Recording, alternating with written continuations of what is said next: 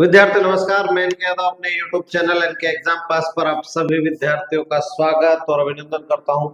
साथियों, ये जीवन का एक बहुत महत्वपूर्ण प्रक्रम है कि जब भी हम किसी एक निश्चित लक्ष्य की ओर आगे बढ़ रहे होते हैं तो उस मार्ग के अंदर या हम उस प्रक्रिया के दौरान बहुत सी बाधाएं हमें जीवन में या हमें बहुत सी समस्याएं हमारे सामने समक्ष खड़ी होती है और वो व्यक्ति उन समस्याओं का निराकरण करते हुए उनके साथ सामंजस्य बैठाते हुए अपनी परिस्थितियों के अनुसार कंटिन्यूटी रूप से निरंतर अपने कार्य में अगर लगा रहता है तो निश्चित रूप से जो उसका जीवन का लक्ष्य है उसे 101% वो प्राप्त कर लेता है।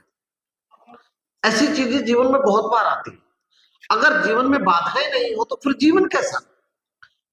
जीवन संघर्ष का नाम है और संघर्ष ही जीवन है। और जो इन संघर्ष को बहुत सुगमता के साथ फेस करता है उसके जीवन में कोई समस्या भी नहीं होती है। तो एक बार पुनः आप सभी विद्यार्थियों का आज की कक्षा कार्यक्रम में हार्दिक स्वागत और अभिनंदन और शुरुआत कर रहे हैं आज के कक्षा कार्यक्रम की। साथियों, बिना वक्त गवाए सीधे स्क्रीन पर क्वेश्चन नंबर 276 की ओर बढ़ रहे हैं। 12 नंबर सीरीज आपके सामने और क्वेश्चन नंबर फर्स्ट आ रहा है। वनों की सुरक्षा के लिए स्वतंत्रता के पश्चात सर्वप्रथम किस वर्ष सरकार द्वारा वन नीति की घोषणा की गई? साथियों, स्वतंत्रता के पश्चात भारत में पहली वन नीति कब आई? 1952 में। बहुत अच्छा प्रश्न है। 31 मई 1952 को भारत में स्वतंत्रता के पश्चात पहली वन नीति की घोषणा की गई और इसके अनुसार किसी भी राष्ट्र के कुल भौगोलिक क्षेत्र पर 33% वन होने चाहिए, इसका एक लक्ष्य या एक मापदंड रखा गया। तो इसका राइट आंसर क्या हो जाएगा? 1952। साथियों, इसके बाद भी राष्ट्र में कई दो बार और यानी अब तक स्वतंत्रता के पश्चात की अगर बात करूं तो 3 वन नीति और 1988 में भी फिर वन नीति आई। ठीक है, तो नेक्स्ट क्वेश्चन आपके स्क्रीन पर क्वेश्चन नंबर 277। वायुदाब सबसे कम होता है। साथियों, वायुदाब सबसे कम होता है, इस प्रश्न पर गौर करिए। ऑप्शन देख लेते हैं। शीत ऋतु, बसंत ऋतु, ग्रीष्म ऋतु और शरद ऋतु। एक चीज यहां पर ध्यान रखनी है, ताप और दाब में क्या पाया जाता है? विपरीत संबंध पाया जाता है। अगर ताप बढ़ता है तो दाब गिरता है और ताप गिरता है तो दाब बढ़ता है। इसका मतलब ताप और दाब में कैसा संबंध पाया जाता है? विपरीत संबंध पाया जाता है। और इसलिए ग्रीष्म ऋतु के अंदर क्या होता है? वायुदाब कैसा होता है? कम होता है। तो इसका राइट आंसर क्या हो जाएगा? ग्रीष्म ऋतु। Question number 78। अप्रत्यक्ष उच्च ज्वार उत्पन्न होने का कारण। साथियों, एक चीज आपको ध्यान रखनी है, अप्रत्यक्ष उच्च ज्वार। देखिए, प्रत्यक्ष ज्वार ये हमारी पृथ्वी है और आप सब जानते हैं पृथ्वी के चक्कर लगाता है कौन? मून। और जो मून, ये मून की कक्षा है। साथियों, इस बिंदु पर इस मून के गुरुत्वाकर्षण बल के कारण, और हम ये कह सकते हैं यहां ए पॉइंट पर जो ज्वार आया है वह उच्च ज्वार है, लेकिन कैसा है? वो प्रत्यक्ष है। तो प्रत्यक्ष उच्च ज्वार आने का प्रमुख कारण क्या है? सूर्य और चंद्रमा का गुरुत्वाकर्षण। लेकिन उसने प्रश्न में क्या पूछा? अप्रत्यक्ष उच्च ज्वार। इस बात पर ध्यान दें, जब यहां ज्वार आया तो इस बिंदु पर भी ज्वार आया है और यहां जो ज्वार आया है वो अप्रत्यक्ष ज्वार। कैसा है? अप्रत्यक्ष। और अप्रत्यक्ष ज्वार जो यहां आया है वह किसके कारण आया है? अपकेंद्रीय बल के कारण। और अपकेंद्रीय बल कब लगता है? पृथ्वी के घूर्णन के कारण। और पृथ्वी का अपकेंद्रीय बल के कारण ही क्या आता है? अप्रत्यक्ष उच्च ज्वार आता है। स्क्रीनशॉट ले लीजिए। आगे बढ़ रहा हूं नेक्स्ट क्वेश्चन की ओर। 79। महासागरों में जलधाराएं बहने का कारण है। साथियों, एक ड्रिफ्ट होती है। महासागरों में पानी का एक निश्चित प्रवाह होता है, वह हमेशा, और महासागरीय जलधाराओं की साथियों बात करूं तो ये हमारी पृथ्वी है, ये जीरो इक्वेटर लाइन है। उत्तरी गोलार्ध में हमेशा महासागरीय धाराएं क्लॉकवाइज चलती है और दक्षिणी गोलार्ध में हमेशा एंटी क्लॉकवाइज चलती है। ठीक है, और ये निश्चित प्रवाह में बहती है। अब हमारा प्रश्न यहां पर यह है कि सर महासागरों में जलधाराओं में बहने का कारण, तो यहां देखिए वायु दाब और हवाएं, ये राइट, ये तो बिल्कुल निश्चित रूप से कारण है। पृथ्वी का परिभ्रमण, ये भी राइट है। आप किसी एक पात्र में पानी भरिए और उस पात्र को नीचे से कहीं ऐसे घूमती हुई किसी स्थान पर रखिए तो वो जल भी घूमने लग जाएगा, आप देख लीजिए। तो पृथ्वी का परिभ्रमण, ये भी निश्चित रूप से गुरुत्वाकर्षण। भूमध्य रेखा में ध्रुवीय प्रदेशों में असमान तापमान के कारण, यस, तो all of the above right answer हो जाएगा। ये सभी कारण सही है, महासागरों में जलधाराओं बहने के कारण है। ठीक है, स्क्रीनशॉट ले, आगे बढ़ रहा हूं। क्वेश्चन नंबर 280, निम्नलिखित में से कौन सी धारा दक्षिणी अटलांटिक महासागर में धाराओं के पूर्ण वृत्त के निर्माण में योगदान नहीं देती है? इस प्रश्न पर गौर करिए। अभी मैं आपको कह रहा था कि सर्किल बनेगा, उत्तरी गोलार्ध में भी सर्किल बनेगा, ये 0 डिग्री है भूमध्य रेखा, यहां ऐसा सर्किल बनेगा और दक्षिणी गोलार्ध में ऐसा सर्किल बनेगा। अब इन जलधाराओं को देख लेते हैं कि साथियों, चूंकि पूछा किस महासागर की, अटलांटिक महासागर की। अब अटलांटिक महासागर की अगर बात करें तो मान लीजिए ये इक्वेटर लाइन है, थोड़ी देर के लिए हम कर ले, ये इक्वेटर लाइन है 0 डिग्री, यहां से जलधारा बहेगी, इधर आएगी, क्योंकि इधर आपका कौन सा है, दक्षिण अमेरिका, कौन सा है, दक्षिण अमेरिका, तो यहां कौन होगा, ब्राजील जलधारा। इसके बाद यहाँ पश्चिमी प्रवाह है, ये भी योगदान दे रहा है, तो देखिए ये योगदान दे रही है, ये भी दे रही है। इसके बाद जब इधर आएगी तो इधर कौन सा, अफ्रीका, और अफ्रीका के तट पर एक जलधारा है, बेगुला जलधारा, तो ये भी, और ये प्रभाव कंप्लीट बन जाएगा दक्षिणी गोलार्ध में। फिर इसमें से कौन सी नहीं दे रही है, कनारी, तो इसका राइट आंसर क्या हो जाएगा, कनारी। बहुत अच्छा प्रश्न है साथियों, कनारी क्या हो जाएगा, राइट आंसर। ठीक है, क्योंकि कनारी उत्तरी प्रवाह में इसका योगदान देती है, उत्तरी जो व्रत है, अटलांटिक महासागर की जलधारा है कनारी, नो डाउट, और ठंडी जलधारा है, लेकिन वो उत्तरी जो प्रवाह बनता है, उत्तरी जो सर्किल बनता है, वृत्त बनता है, उसमें योगदान देते हैं। स्क्रीनशॉट ले सकते हैं, आगे बढ़ा। क्वेश्चन नंबर 281, निम्नलिखित में से कौन सी 3 गर्म जलधाराएं हैं? आपको बताना है 3 गर्म जलधारा। ऑप्शन शुरुआत करेंगे, गल्फ स्ट्रीम, सर निश्चित रूप से गल्फ स्ट्रीम को ही, इसी जलधारा को क्या कहते हैं, यूरोप का कंबल कहते हैं। क्या कहते हैं, यूरोप का कंबल कहते हैं। बहुत अच्छा प्रश्न, गर्म जलधारा है। क्यूराइल, लेकिन क्यूराइल गर्म नहीं है, तो वो ठंडी है, तो ये ठंडी है, तो ये ठंडी है, तो ये तो ऑप्शन ही खत्म हो गया। इसमें भी क्यूराइल है, तो ये भी ऑप्शन खत्म हो गया।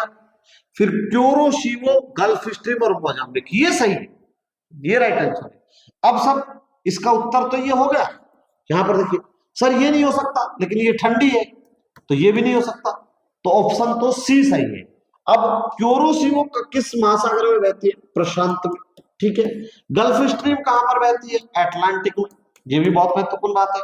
और मोजाम्बिक कहां बहती है, हिंद महासागर में, इंडियन ओशन। तो आपको मैंने तीनों ये भी बता दी, गर्म है और कहां कहां प्रवाहित होती है। बहुत अच्छा प्रश्न है साथियों।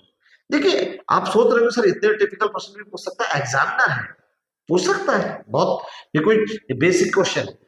282, दिन रात जिस कारण होते हुए हैं। साथियों दिन रात का बनना, देखिए मान लीजिए सन है और सन के सामने ये फेस आ रहा है, पृथ्वी एक घूर्णन लेती है, वो 23 घंटे 56 मिनट, लगभग हम ये कह सकते हैं कि 24 घंटे में। तो दिन और रात बनेंगे किससे, दिन और रात बनेंगे घूर्णन से। घूर्णन का मतलब क्या होगा, एक पृथ्वी अपने, इसी को हम कह सकते हैं अक्षीय गति, क्या कह सकते हैं, अक्षीय गति, और इसी को हम कह सकते हैं अक्षीय गति, इसी को हम क्या कह सकते हैं, दैनिक गति, ये भी कह सकते हैं, और इसी को हम कह सकते हैं परिभ्रमण। क्या कह सकते हैं, परिभ्रमण, परिक्रमण नहीं, परिभ्रमण। तो राइट आंसर क्या हो जाएगा, परिभ्रमण। दिन रात तो इससे बनते, लेकिन साहब ये जो परिक्रमण लिखा है साथियों, ये वार्षिक गति है। कैसी गति है, वार्षिक गति, और इससे क्या बनेगी, ऋतुएं बनेंगी। क्या बनेगी, ऋतुएं बनेंगी। बहुत अच्छा प्रश्न, ऋतु बनेगी। ठीक है, नेक्स्ट बढ़ रहा हूं आगे, क्वेश्चन आपके स्क्रीन पर 283, ज्वालामुखी में जलवाष्प के अलावा मुख्य गैसें कौन सी है? साथियों जब भी नीचे से ज्वालामुखी निकलता है तो धरातल के नीचे जो आता है वो मैग्मा, और धरातल से ऊपर आता है वो क्या है, लावा। लावा थोड़ा लिक्विड रूप में रहता है, और जब वो मान लीजिए यहाँ ये धरातल है और नीचे से ये ज्वालामुखी की आया, इस तरीके से ज्वालामुखी का ये वाला फेस आता है, इस तरीके से अगर देखिए हम ये वाला, तो यहाँ जो ये वाला क्षेत्र है, ये ज्वालामुखी छिद्र क्रेटर कहलाता है। और जब ये चौड़ा हो जाता है तो यही क्या कहलाता है, कालडेरा कहलाता है। और जब चौड़ा होकर सूख जाता है तो इसमें जल भर जाता है, इन्हें क्या कहते हैं, इन्हें क्रेटर झील कहते हैं। क्या कहते हैं, ज्वालामुखी से निर्मित झीलों को क्रेटर झील कहते हैं। अब लावा वैसे तो 60 से लेकर 90% तक इसमें क्या आता है, जलवाष्प निकलता है, लेकिन अन्य गैसों की बात करें तो कार्बन डाइऑक्साइड, हाइड्रोजन और नाइट्रोजन, ठीक है, ये मुख्यतः इसके साथ में निकलती है। ठीक है, ज्वालामुखी से निकलने वाले गैसों में CO2, हाइड्रोजन और नाइट्रोजन। ठीक है, स्क्रीनशॉट ले, आगे बढ़ रहा हूं। क्वेश्चन नंबर 284, विकिरण संचालन में संवहन क्रिया संपन्न होती है। विकिरण संचालन में संवहन क्रिया संपन्न होती है। साथियों, आप सब जानते हैं एटमॉस्फेयर, वायुमंडल की कुछ परतें होती हैं जिन्हें आप ये खूब अच्छे तरीके से जानते हैं, क्षोभ मंडल, समताप मंडल, मध्य मंडल, आयन मंडल, बहिर्मंडल। और इनमें अगर हम बात करें तो यहां पर ऑप्शन देख लेते हैं, आयन मंडल, समताप मंडल, ओजोन मंडल और परिवर्तन मंडल। साथ ही इस परिवर्तन मंडल को ही क्या कहा जाता है, क्षोभ मंडल। और इसी के अंदर होती है ये क्रियाएं, विकिरण का संचालन वैसा हो, क्षोभ मंडल, और इसे ही एक और नाम से जाना जाता है जैव मंडल। इसे ही एक और नाम से भी जाना जाता है विक्षोभ मंडल। ठीक है, तो इसका राइट आंसर क्या हो जाएगा, क्योंकि यहीं पर विकिरणों का संचालन होगा, सारी मौसमी घटनाएं यहीं पर घटित होंगी। ठीक है, तो यहां इसका राइट आंसर हो जाएगा। इसके साथ में एक चीज और नोटिस कर सकते हैं यहाँ पर कि सब जो समताप मंडल है इसे कहा जाता है रासायनिक मंडल। क्या कहते हैं, रासायनिक मंडल। और इसे ही एक चीज और भी कहते हैं शांत मंडल। ठीक है, शांत मंडल। बहुत अच्छा प्रश्न है, चलिए आगे बढ़े। स्क्रीन पर क्वेश्चन नंबर 285, निम्नलिखित में सुमेलित नहीं है, आपको नहीं पर, देखिए ऐसे प्रश्न कई बार आपको यहाँ समस्या क्रिएट कर देते हैं, आपको बताना नहीं है। ठीक है, तो देखिए आइसोबार, आइसोबार के वायुदाब, समान वायुदाब वाले स्थानों को मिलाने वाली रेखा क्या कहलाती है, आइसोबार कहलाती है। तो बहुत अच्छा प्रश्न है। ठीक है, यहाँ पर आइसोहाइट, समान वर्षा वाले स्थानों को मिलाने, ये भी राइट है।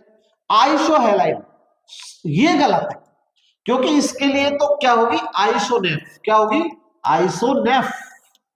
और इसके लिए ये क्या बताता है, ये समुद्री जल की लवणता बताता है। क्या बताता है, समुद्री जल में लवणता। ठीक है, लवणता। तो ये इसका राइट आंसर क्या होगा, सी हो जाएगा, आइसोबार गहराई समुद्र, ये इसका राइट आंसर।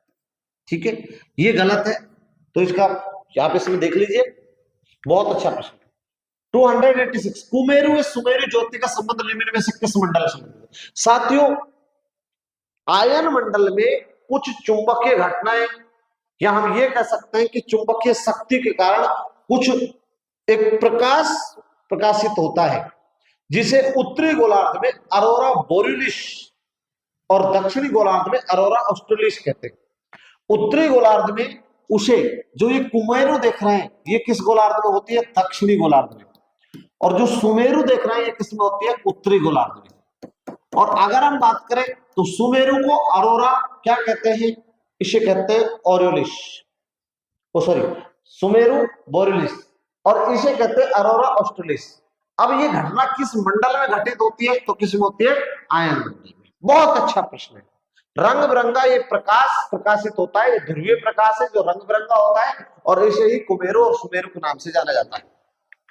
यहां पर देखिए नेक्स्ट क्वेश्चन 287, 2011 की जनगणना अनुसार भारत में औसत वार्षिक जनसंख्या दर, यहां पर देख दे जनसंख्या दर है।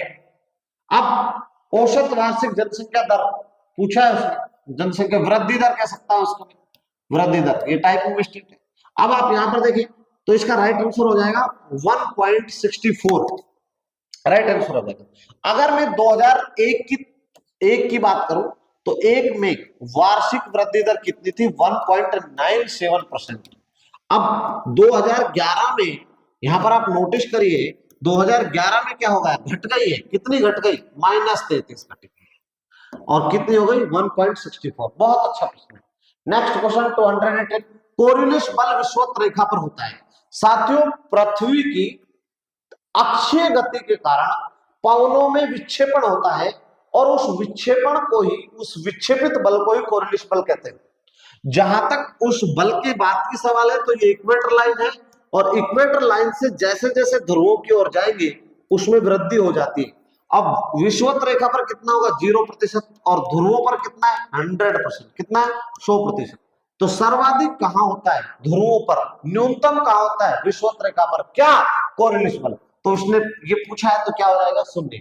लेकिन एक बात यहां पर ध्यान रखिए, अब केंद्रीय बल सर्वाधिक कहां पर होगा भूमध्य रेखा पर। नेक्स्ट क्वेश्चन नंबर 289, ज्वार भाटा की उत्पत्ति से संबंधित प्रगामी तरंग सिद्धांत। बहुत अच्छा, प्रगामी तरंग सिद्धांत के प्रस्तुतकर्ता थे, ऑप्शन देख लेते हैं, विलियम वेवेल। तो पहला ऑप्शन ही सही है, विलियम वेवेल ने ही प्रगामी तरंग सिद्धांत प्रतिपादित किया। क्वेश्चन नंबर 290, भारतीय मानसून को प्रभावित करने वाले अल नीनो। अल नीनो है, एक चीज ध्यान रखना, कई बार बच्चे भी पूछते हैं, दो बातें होती हैं, ला नीनो। ला भारत में मानसून, ला भारतीय मानसून को क्या करती है, भारतीय मानसून को बढ़ावा, और बढ़ावा या मजबूत या प्लस करती है कौन, ला नीनो। ये ठंडी जलधारा है, कैसी है ये ठंडी। अब बात दूसरी आती है साहब अल नीनो। अल नीनो एक गर्म जलधारा है जो पेरू के तट पर ठंडे जलधारा को प्रतिस्थापित करती है और ये भारतीय मानसून को कमजोर करती है। तो राइट आंसर क्या हो जाएगा, गर्म महासागरीय धारा। तो भारतीय मानसून को कमजोर करने वाली जलधारा अल नीनो, कैसी है गर्म जलधारा है, कहां पर पेरू के तट पर। ला नीनो, ला भारत में मानसून, ला भारतीय मानसून को मजबूत करने का काम करती है। और जब जब अल नीनो आएगा भारतीय मानसून कमजोर पड़ेगा और ला नीनो आएगा भारतीय मानसून मजबूत होगा। 294, निम्न कथनों पर विचार कीजिए, आपको विचार करना है। क्षोभ मंडल में अधिकांशतः तापमान स्थिर रहता है। आप बताइए, आप रहते हो क्षोभ मंडल में, स्थिर रहता है क्या, नहीं रहता।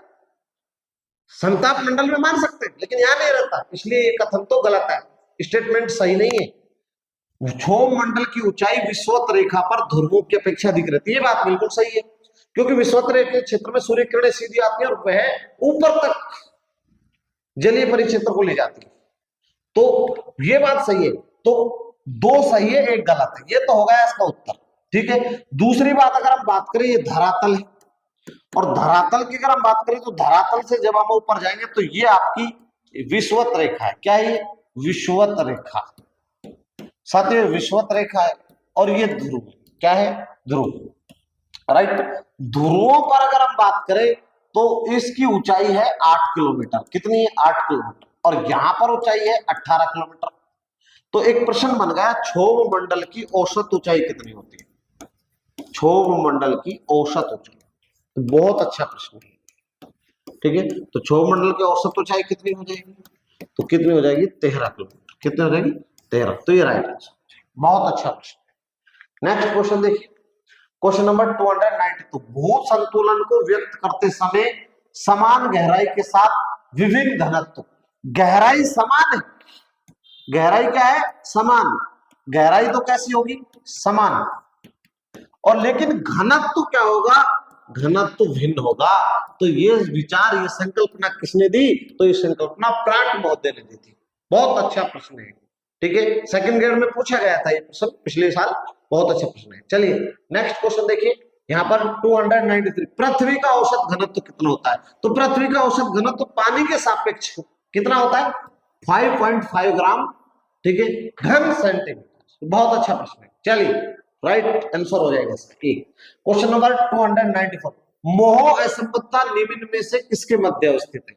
साथियों आप देखिए, मोह असंबद्धता पूछी है उसने, अगर हम यहाँ पर देखें तो इस तरीके की बात है, हमारे यहाँ पर सबसे ऊपर ये क्रस्ट है और इसमें भी ये क्रस्ट है, और इस क्रस्ट की बात करो तो ये यूसी है अपर क्रस्ट और लोअर क्रस्ट। उसके बाद में यहाँ एक पार्ट आता है जिसे हम कहते हैं मेंटल, क्या कहते हैं मेंटल। अब ये जो ये है ये तो कोनार्ड असंबद्धता है, और ये जो असंबद्धता दिख रहा है ये वाली असंबद्धता, ये वाली असंबद्धता है मोहरोविक असंबद्धता, क्योंकि इसकी खोज मोहरोविक ने की थी। अब यहाँ पर ये मेंटल है और ये मेंटल कैसी है अपर मेंटल, और ये कैसी है लोअर मेंटल, यानी मेंटल तो मेंटल है, यानी क्रस्ट और मेंटल के बीच में आता है आपका मोह असंबद्धता। ऑप्शन देख लेते हैं, भू परपर्टी और मेंटल के मध्य, तो क्रस्ट को ही भू परपर्टी कहा जाता है, ये इसका राइट आंसर हो जाएगा।